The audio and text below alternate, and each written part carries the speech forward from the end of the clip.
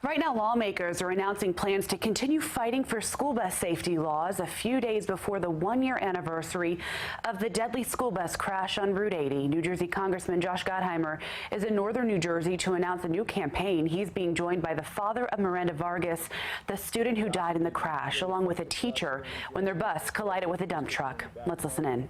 Help increase our infrastructure and meet our infrastructure improvement needs in New Jersey. And one of the things when I talk about infrastructure is our social infrastructure and meeting the needs of our communities. And I think that nothing is more important than our children. And Josh is here today to bring forward his bills that will help to protect that infrastructure and protect the safety of our children moving forward in our schools and our school districts. So thank you very much again for being here. And Congressman, thank you so much for all the hard work that you do for our community. We appreciate it very much. It's been extremely successful. Thank you. Thank you, Mayor. Thank you very much. Thank you. So I'm going to speak first. Sure. If you want to jump in. Absolutely. Just let me know. Okay. Thank you, Mayor. I appreciate your great work for this great community and for all you do, and for your friendship and for your advocacy and for fighting hard to take care of the town and also stand by the community and our children and our families, and everyone knows how good of a job you do, so thank you. Thank you. I'm very honored and humbled and moved to be here this morning. It's gray outside, and I think probably reflects how many of us still feel. I'm with my good friend Joevanny Vargas, who is taking time out of his day. Days are not easy to be with us today, so thank you, Joevanny, for being here with us. Thank you. And Joevanny and his family have, as you all know, been through something that no parent should ever have to go through, no family should ever have to go through. The horrific tragedy that took Giovanni's daughter, it's almost a year ago now this week. We lost Miranda. Changed the Vargas family forever. I think it changed our communities forever. It certainly had an indelible impact on Paramus, but I think it's fair to say on the whole surrounding community felt and pained with Paramus and the families. I don't know. We've talked about this. We've spent we've had many a phone call and spent time together. And I don't know, as you've said to me, I don't know how you get up every day and how you do it. As a parent myself, it's something that no parent ever wants to have to think about. But somehow, as you said to me, you wake up and you put one foot in front of the other every day. You have to do it for Madison.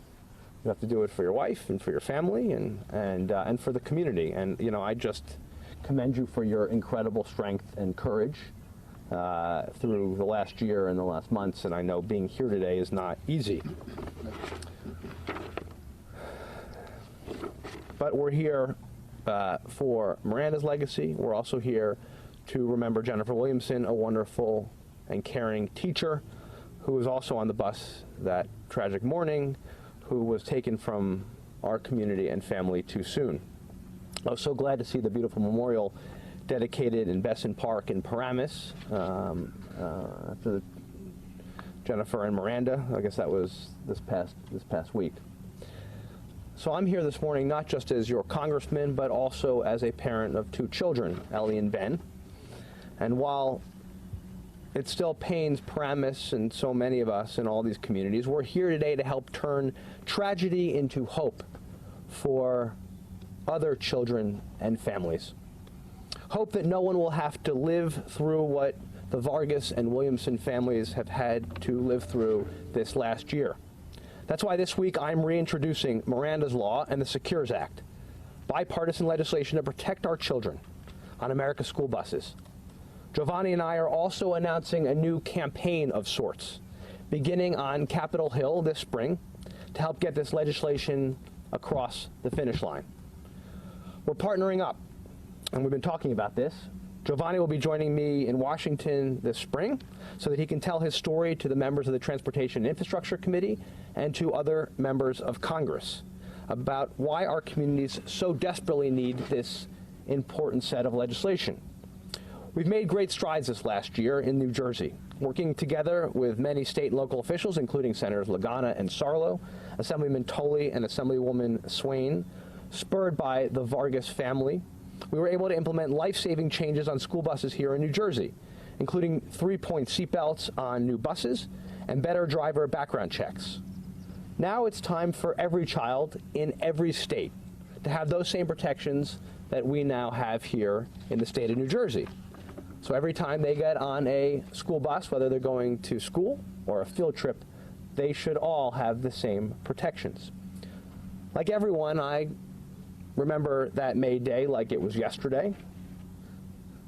Only hours after the tragedy, and I remember telling you about this, that one parent called me right away and asked if the bus had seatbelts and if the children were wearing them. I immediately checked with the school and was told that indeed the children were buckled up with lap belts as required by New Jersey law. In fact, at the time, New Jersey was only one of 8 states in the country where larger school buses were required to have lap belts. Not 3-point lap and shoulder belts like you do in your car or SUV or truck, but lap seat belts.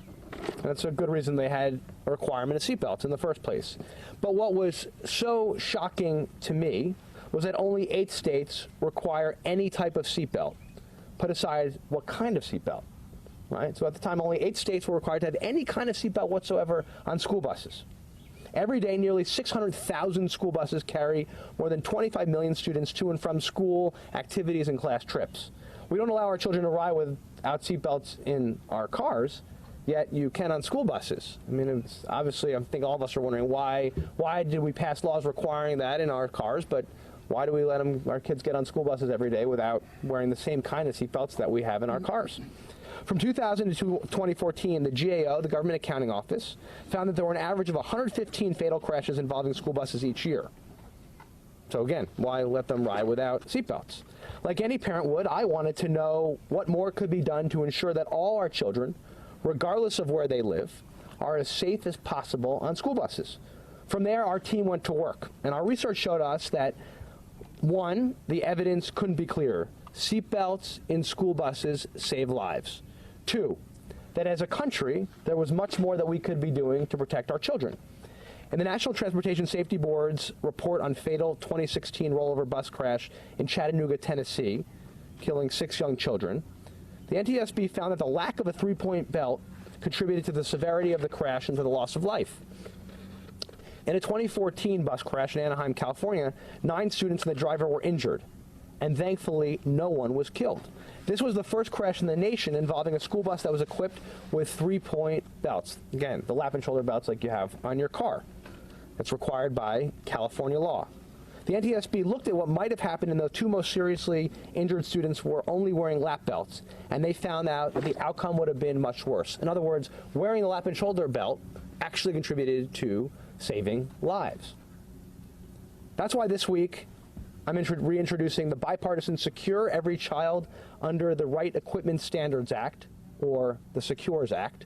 This legislation, co-sponsored by Republicans Elise Stefanik and Tom Reed, a bipartisan bill, has 3 central components. The SECURES Act requires seatbelts on all school buses and lap and shoulder seatbelts on all school buses. Current federal law only requires seatbelts on small buses, not the larger ones that children often ride on. Only 8 states, as I said, require them on the bigger buses. The SECURES Act will also make 3-point lap and shoulder seatbelts the national standard, just like we have in our cars. No worries. Sorry.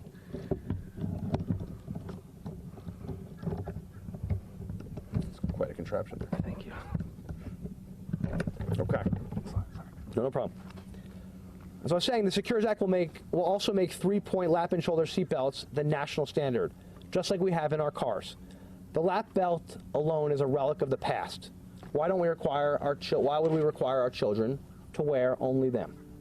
According to NTSB's formal recommendations, properly worn lap and shoulder belts provide the highest level of protection for school bus passengers in all crash scenarios, including frontal, side, and rear impacts and rollovers. Again, that's a quote from the NTSB recommendation.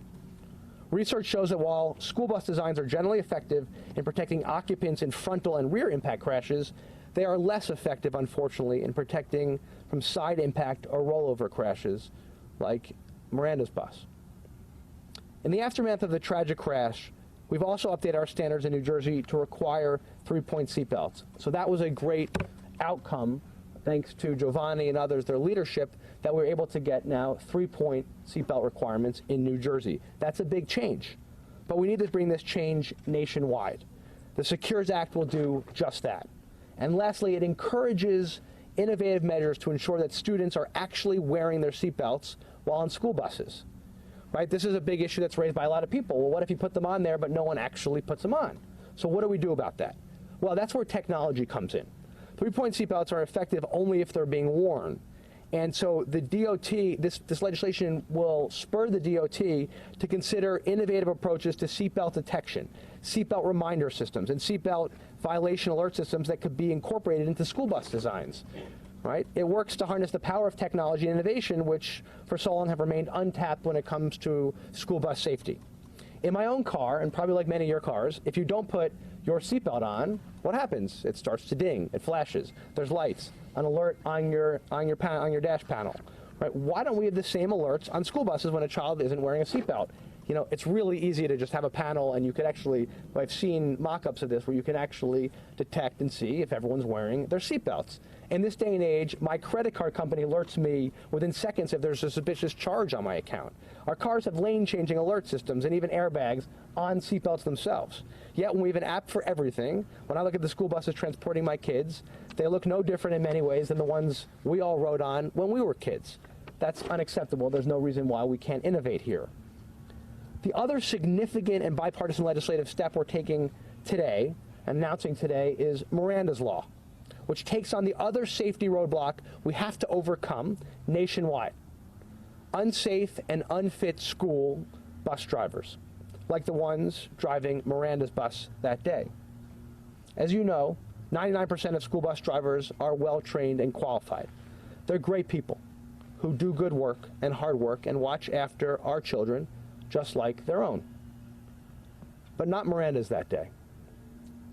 Judy Muldrow was 77 years old at the time and had more than 14 license suspensions. 14. He's been now indicted on 2 counts of reckless vehicular homicide and 41 counts of assault by auto. We must strengthen background checks on drivers to protect our children from those like Mr. Muldrow, who have no place getting behind the wheel of a school bus. Miranda's Law will make sure that when a school bus driver has any driving infraction beyond a parking ticket, the school or school bus company will receive an alert about that infraction from the Department of Transportation within 24 hours. Right now, a bus driver can get a license and then go months without their employers receiving updates on their background. Under current federal regulations, employers of school bus drivers are required to check their employees' driving history records only annually. So once a year alone, that's it. You have to check the background for a school bus driver. So if a driver fails to self-report a DUI after that initial background check, reckless driving or license suspension, it could be up to 364 days before a school district or motor carrier obtains that information. Yes, 364 days that the school bus driver is behind the wheel of a school bus with our children in the bus. Research has shown that only 50 to 80% of commercial drivers, including school bus drivers, actually self-report violations. So the law says, listen, if we do the background check and it's clear, right, if there's another infraction, people are required to self-report. Yet only half the people actually do if they have an infraction. That's an unacceptable safety risk because suspended drivers have a crash rate 14 times higher than other drivers. So we know that if you are a reckless driver, you don't report, you don't self-report, and you are much more likely to actually cause a crash. NTSB found a lack of driver oversight to have caused that fatal brush crash in Chattanooga, Tennessee, as I mentioned, and now here in Paramus. I'm glad that that driver is being brought to justice, but this should never, ever happen again, and that's why we're here. If you have your license suspended 14 times, you shouldn't be driving our kids.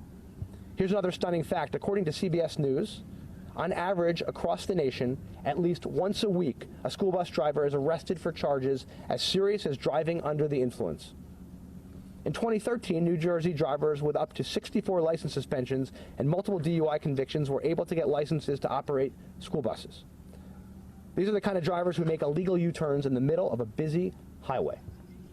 No parent should have to worry their child's bus driver has a DUI or history of dangerous and reckless driving. Miranda's Law will make sure that schools see red flags in real time, within 24 hours, to help remove dangerous school bus drivers from the road, immediately. It will require real-time automatic notifications of driver violations to school districts and other employers of school bus drivers, so they can take immediate action to keep unsafe drivers off the road. This way, school districts and school bus companies won't be left in the dark when it comes to driving qualifications of their employees.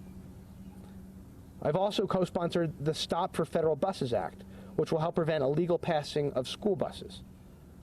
This is on the side of school buses and around the vehicles.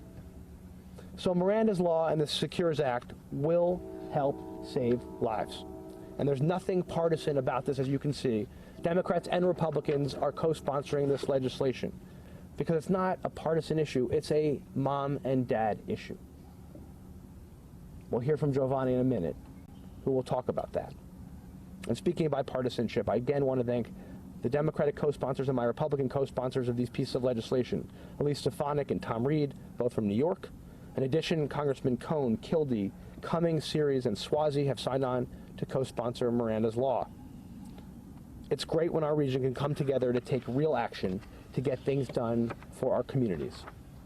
So today, let's all take a minute and honor the lives of Miranda Vargas and Jennifer Williamson and pray for their families in what is a very hard week.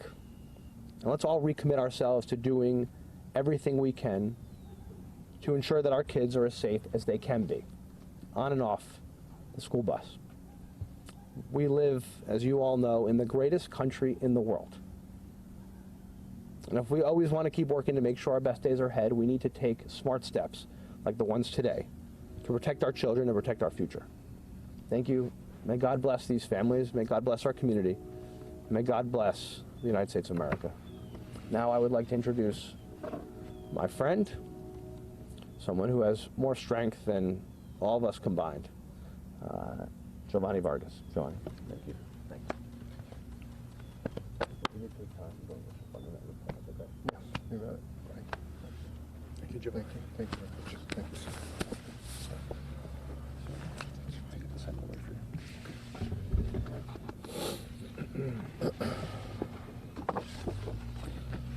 Good morning.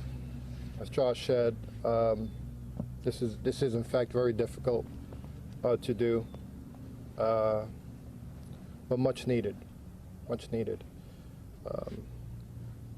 I'd like to start by saying that my wife wanted to be here, but as you would imagine, she continues to struggle.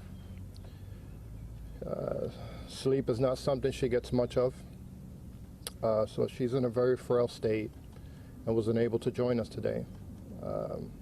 So please excuse her for not being here today. I'd like to thank Congressman Josh Gottheimer. Josh, not to put you on the spot, but you've been nothing short of amazing. I can't thank you enough. It's within my speech, but since the moment I contacted Josh, he sprung to action. It had nothing to do with politics. I can tell it was heartfelt, and he is determined, or should I say we are determined to make sure that these things just don't happen again. So I can't thank him enough. You know, he put politics aside, and he, you know, it's been nothing more than a friend, nothing short of a friend, but I have to thank you. Thank you very much. I thank Mayor John Berkner Jr. for allowing this special event to take place in the beautiful town of Westwood. Thank you, Mayor. Pleasure. I'd especially like to thank my precious wife for being nothing short of amazing. Thank you for being the best wife and mother one can ever dream of. We have encountered a tragedy in our lives that has changed who we are. We never thought we'd find ourselves in such a dark place. But I thank you for demonstrating once again the virtuous woman you are. I love you, And again, thank you. To my Madison, I thank God for you every day. I'd be lost without you.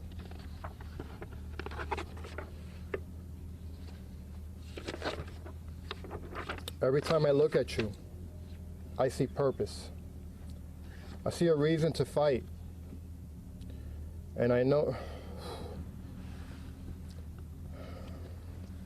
Miranda lives through you. So I still see my baby through you. I am only standing here today because of you and Mommy. I don't know where I would be without you guys. Thank you for your strength and love you show us every day. I love you, baby. Finally, I'd like to thank my entire family for their support during this trying time. I'd like to especially point out my mother-in-law. She's a special woman, and we don't know how we would manage without her. I see where the virtuous part of my wife comes from. As you would imagine, Madison is going through very difficult times. There is one person who truly gives her the comfort she needs, and that's her grandmother. We really appreciate you and the bond you have with both Madison and Miranda. I know Miranda's looking down saying, thank you, Grandma. As many of you may or may not know, our lives were destroyed on May 17th, 2018, when we lost our baby Miranda.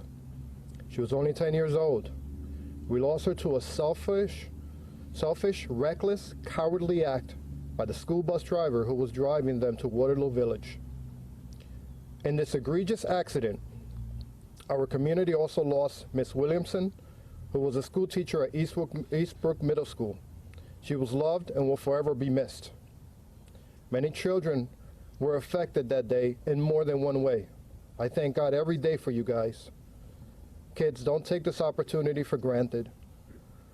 Prove to yourselves that you can still be successful.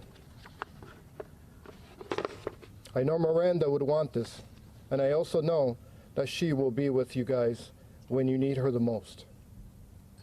To the Paramus community, thank you for your love and prayers. Some of you have gone above and beyond, and we will never know how to thank you. To Eastbrook Middle School, we thank you for the love and support you have given Madison through this difficult time. I know that together we will assure her success. I'd like to also thank Tamsin and Dr. Vargas.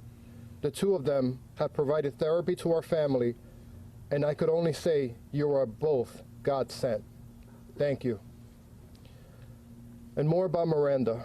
Miranda was such a beautiful child. She was beautiful in and out. Miranda was always happy, smiling, or playing with slime. She could never get enough of us. She would hug us so much that I'd have to remind her of my back problems. So kind-hearted, loved and helped kids any chance she got. She loved building things such as Legos, etc., and said to me that she would one day build skyscrapers. We would always talk about her future and how successful she would one day be. And now, thanks to the selfish driver and those who supported his role, we will not see her 8th grade graduation,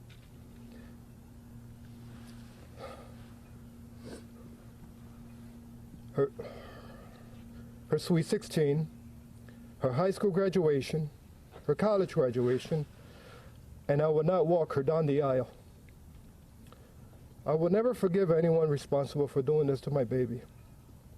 Everything around us reminds us of her. Our family has always been close-knit, and for that reason there is so much to remember. Everything is exactly the way she left it. We still have her seat in the dining room table. I stare at the sofa where she would sit and I would ask myself, why?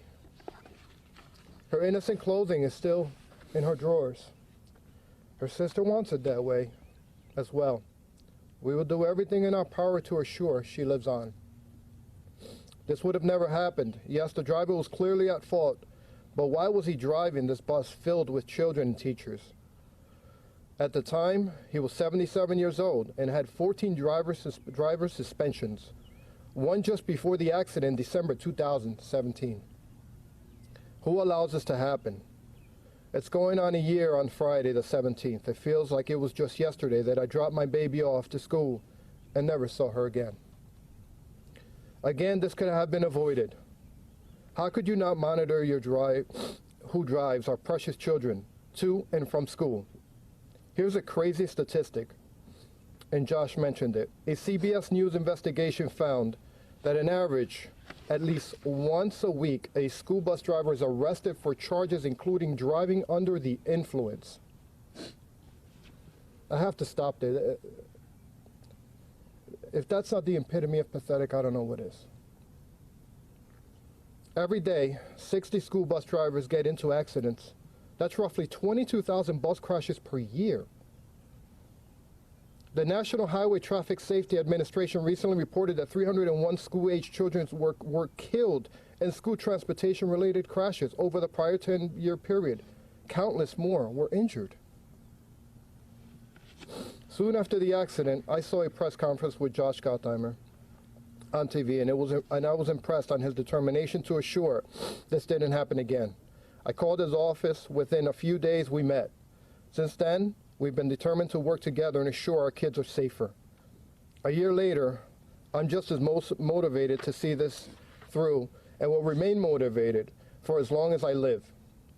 This is how I funnel my anger and my pain. This is common sense legislation. It's not politics, nor is it about Republican or Democrats, nor is it about who lost $1 billion or gained $1 billion. It's not about who turned in tax returns and who didn't turn in tax returns. This is about our kids. This is about our kids. This is important. Today, it was mine. Tomorrow, it could be yours. Please don't wait for this to happen. Here in New Jersey, similar bills were unanimously, and I say unanimously, passed, thanks to swift action by Congressman Gottheimer, Assemblyman Tully, Benson, Jones, Assemblywoman Swain, and Senators Dignan and Lagana. I thank you all, but our job is not done. This is not a New Jersey problem. This is a national problem that needs to be addressed before we're confronted with another tragedy. Let's hope we can unanimously, and again I say unanimously, pass these bills on a national level. This is what my daughter would want.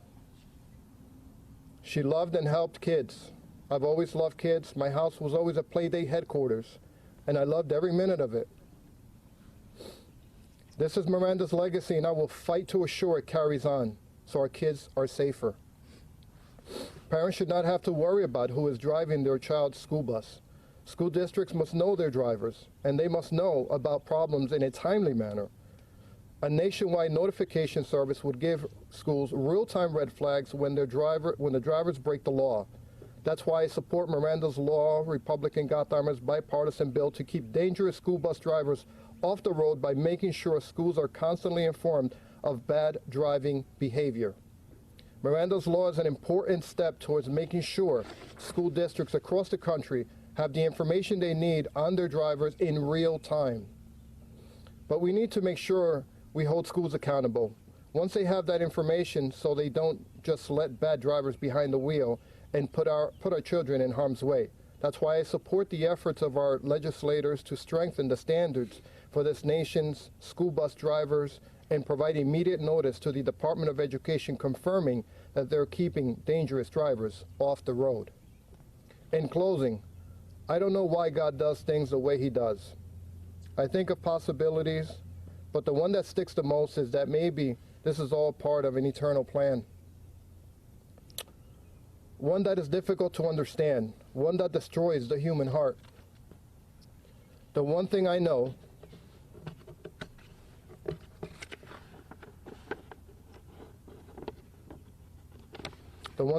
for sure is where she is. She's an angel in heaven. I felt my baby, even heard her tell me, "Join me in prayer, Dad." Therefore, I choose to not fight him anymore. Instead, I choose to join him so I can one day see her again. Thank you, and God bless you. Amen. Thank you. Thank you. Cut this down, okay? Yes, sir. Thank you. Thank you, man. Thank you, sir. Thank you. Thank you. Any questions?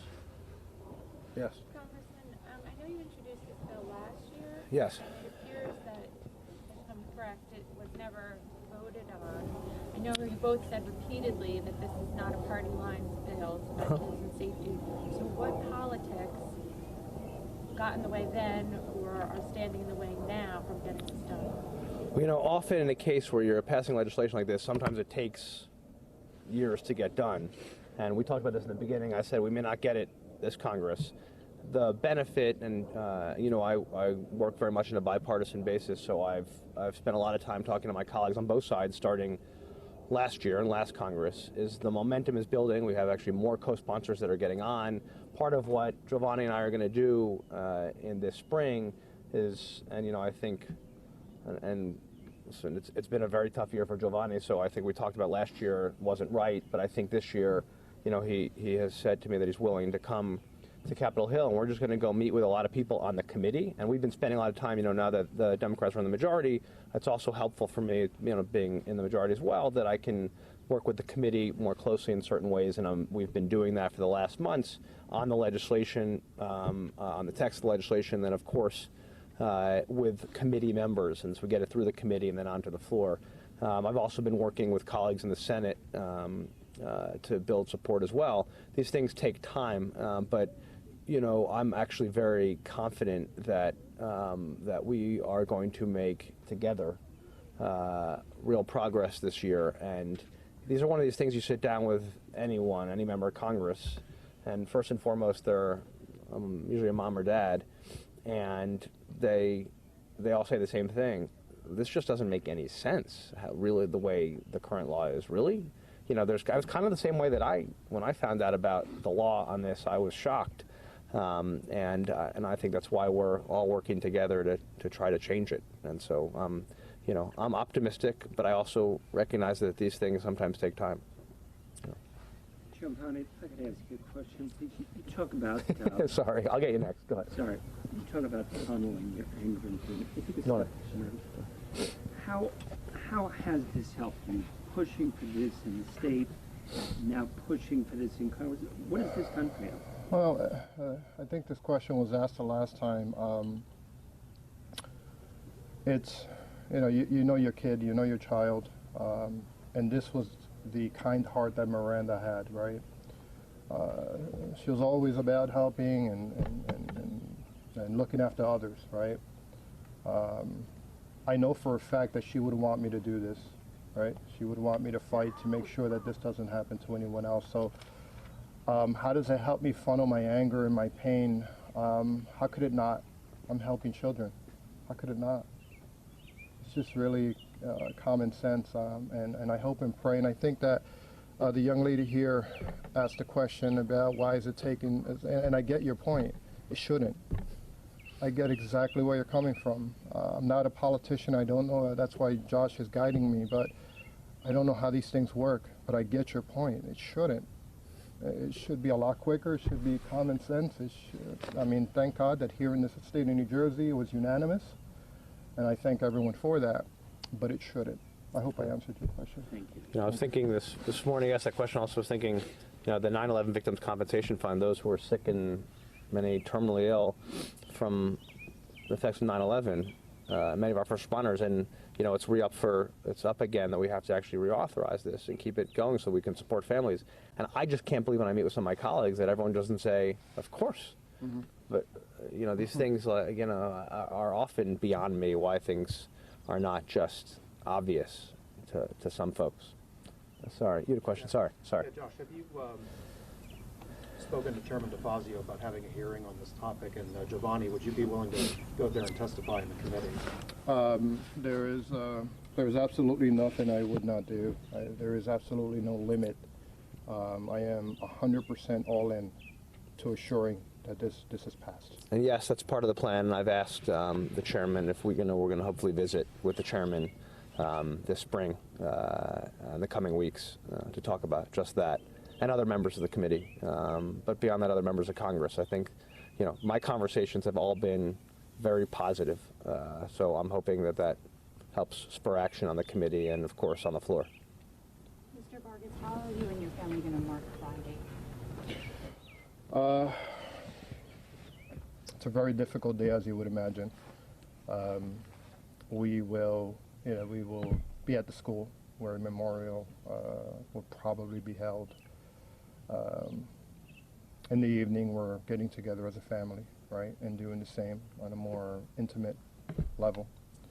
But really just kind of supporting each other. It's going to be a very, very difficult, very painful day. I don't like to call it an anniversary. An anniversary is a wedding, or it's a horrible reminder of what transpired, and that's exactly why we're here today. We can't allow this to happen again. So this is my daughter's legacy. That's why we're naming the law. Well, Josh is naming the law Miranda Law. This is how she will live on. So it'll be a difficult day.